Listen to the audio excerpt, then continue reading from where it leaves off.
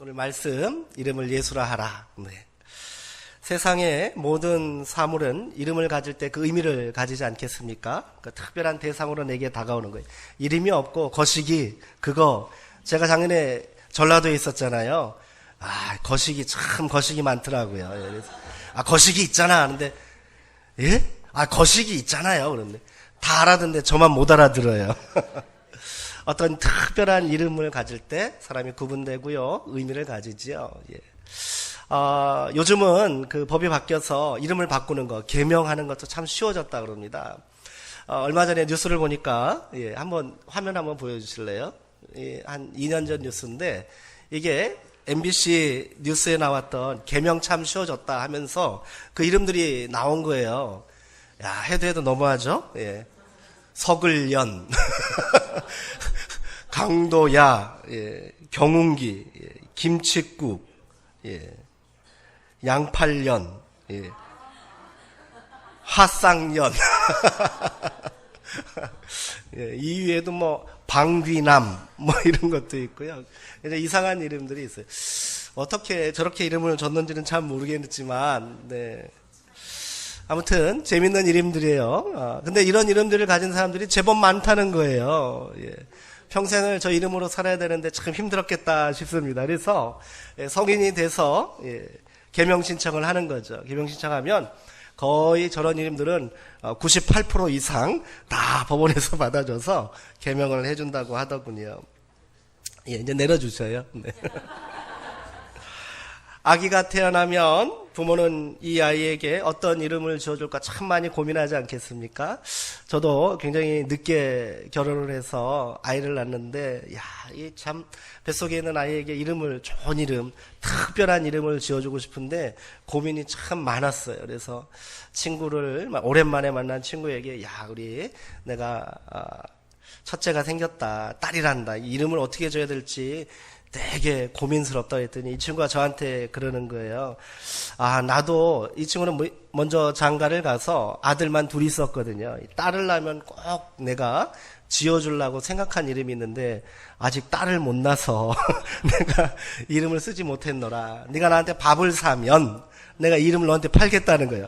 그래? 한번 내가 밥 살게. 이름 뭐야? 하고 얘기했더니 그래서 준 이름이 라온이에요. 라온. 네.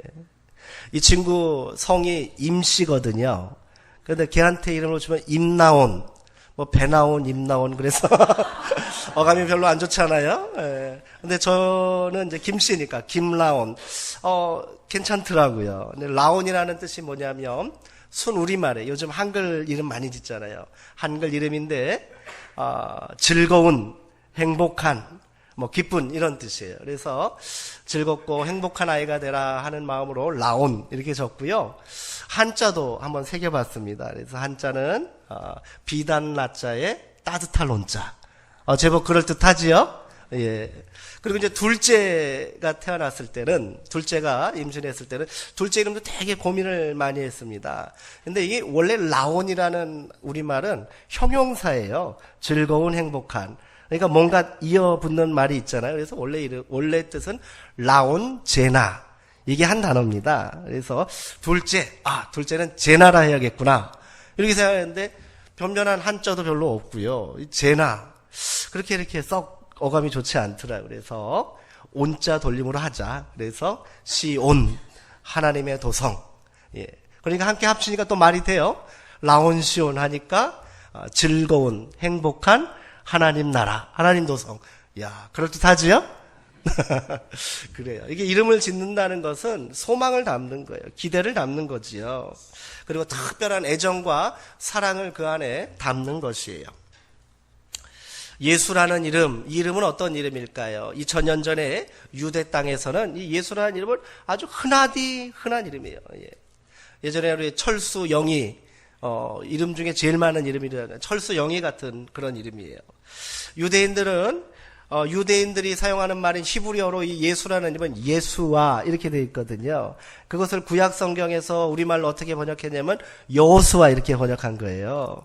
신약 성경에는 이 예수와를 예수 이렇게 번역한 거예요. 그러니까 구약에 나오는 여호수아 있죠? 그게 바로 예수예요. 똑같은 의미예요. 뜻이 뭐죠? 야훼께서, 하나님께서 구원하신다는 뜻이에요. 하나님이 구원하신다는 뜻을 갖고 있으니 당시 2000년 전에 이스라엘 사람들, 그들의 민족전 소망이 있잖아요. 오랫동안 이방 나라의 지배를 받고 압제 가운데 있었는데, 그리고 굉장히 오랫동안 또 로마라는 강대국에 이 식민 생활을 하고 있는데 이 역사를 끝내고 싶은 거예요. 그래서 아들이 태어나면 집집마다 이름을 뭐라고 하는 거예요? 민족적인 소망을 담아서 예수 그러는 거예요. 이 동네 예수, 저 동네 예수, 예수가 엄청 많은 거예요. 그래서 성경에서 사람들이 이 예수님을 구별하여 부르는 거예요. 어떻게 부릅니까? 그 앞에다가 뭘 붙여요? 나사렛 예수 이렇게 붙인 거예요.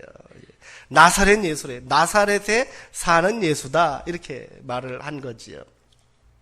그렇다면 이 나사렛은 어떤 의미가 있을까요? 구약 성경을 아무리 찾아봐도 나사렛이라는 동네 이름이 안 나와요. 예수님이 자란 곳이고 예수님의 고향이에요. 나사렛을 예수님은 고향이라고 말씀하셨거든요. 예수님의 고향이면 중요한 도시 아니에요? 굉장히 중요한 도시. 예수님이 태어난 베들레헴도 중요하지만 예수님이 자라고 성장한 나사렛도 중요할 텐데 성경에는 나사렛이 없어요. 그도 그럴 것이 나사렛이 정확히 어딘지도 잘 몰라요. 그런데 아주 오래된 문헌들을 찾고 찾아가 보면 나사렛은 굉장한 변방이고 산골이에요. 예, 인근 도로가 없는 그런 딱 떨어져 있는 고립된 작은 마을이에요. 시골 아주 작은 마을이라는 거죠. 제가 태어난 제 본적이 어디냐면요, 충청남도, 예, 지금 예전엔 서산이었는데 지금 태안군, 예, 원북면, 황촌리. 황촌리 아세요? 모르죠. 이 나사렛이 그런 동네라는 거예요. 예. 아주 낯설고 사람들의 관심 밖에 있는 도시, 그런 마을이에요. 그리고 흔한 이름을 가진 그런 남자아이가 태어난 거예요. 사람들이 관심이 별로 없었을 거예요. 그러나 하나님께서는 이 아이에게 특별한 의미를 주셨죠. 이 이름은 누가 지어주신 이름이에요? 그의 부모가 지어준 이름이 아니라 하나님께서 천사를 통해서 마리아와 요셉에게 미리 일러주신 이름이란 말이에요. 아이가 태어날 것이니 그 아이의 이름을 예수라 하라. 그리하여 이 태어난 아기의 이름이 예수가 된 거예요. 그러기에 이 예수라는 이름은 누구의 소망과 기대가 담긴 거예요? 하나님의 소망과 기대가 담긴 거예요. 그리고 모든 사람들의 그런 간절한 소망에 대한 응답으로 예수를 우리 가운데 보내주신 줄 믿습니다. 오늘은 바로 그 예수님께서 우리 가운데 오신 날이에요. 자, 우리 한번 이 생각을 한번 해보세요. 예수라는 것은 쉽게 말해서 구원자예요. 해방자예요. 사람들이 일반적으로 생각하는 구원자는 어떤 느낌이에요? 힘이 좀 세야 되잖아요. 예, 슈퍼파워를 갖고 있어야 돼요. 영웅이어야 돼요. 예, 강력한 힘이 있고요, 지도력이 있고요, 사람들을 거느려야 되고요, 강력하고 비범한 능력도 있어야 되고 지혜도 있는 사람이어야 돼요.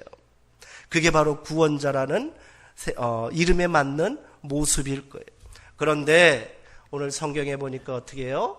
하나님께서 구원자라는 이름을 주신 이 아이가 하나님께서 이름 주신 구원자라는 증거를 보여주시는데 어떤 것으로 사람들에게 보여주셨을까요? 누가복음에는요, 들판에서 밤에 양들을 치고 있던 목자들이 자고 있을 때 천군 천사가 나타나죠. 천사가 나타나서 오늘날 다윗의 동네에 구주가 나셨다, 구원자가 나셨다, 너희가 그를 가서 경배하라고 말하는 거예요.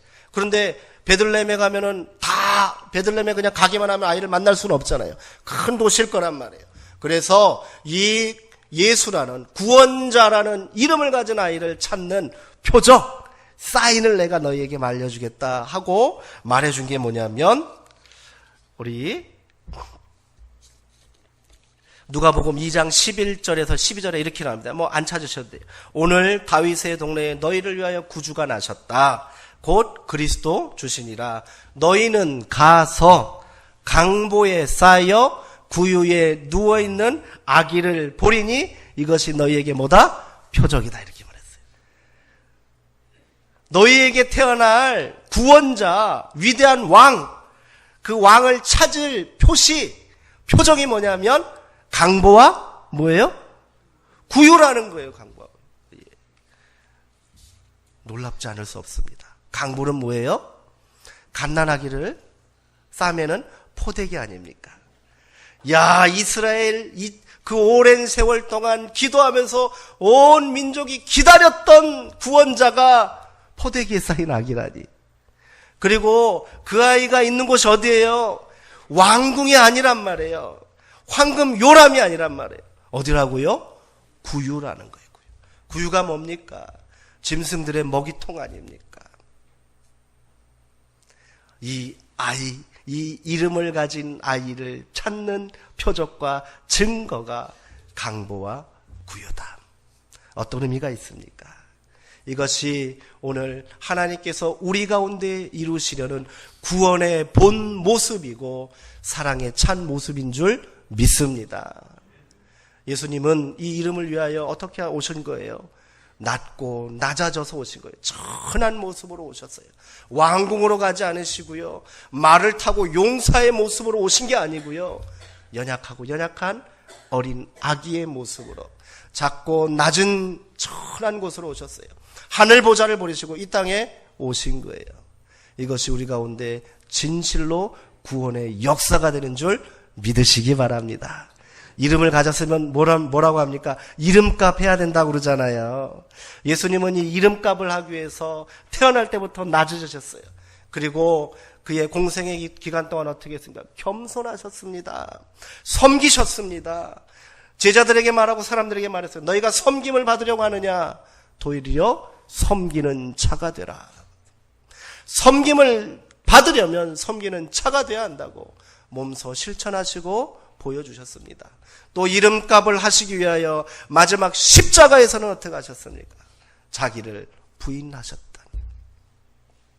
자기를 부인하시고 자기를 다 포기하시고 십자가를 지심으로 인하여 하나님께서 주신 그 귀한 이름을 온전히 온 세상 가운데 증거하고 보여주신 줄 믿습니다. 당시 2000년 전에 예루살렘의 유대 땅에 수많은 예수들이 있었어요.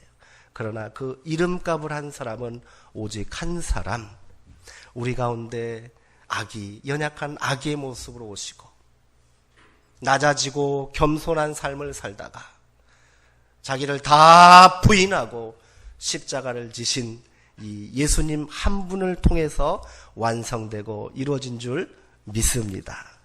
오늘 우리가 그 이름을 가지고 소망 가운데 있는 사람이라는 것을 기억하시고 성탄절 이 아침에 우리의 믿음을 다시 새기기를 원합니다. 감사하시고 기뻐하시기를 권면합니다. 마지막으로 우리 하나님께서는 오늘 우리 가운데도 이름을 하나 주셨어요.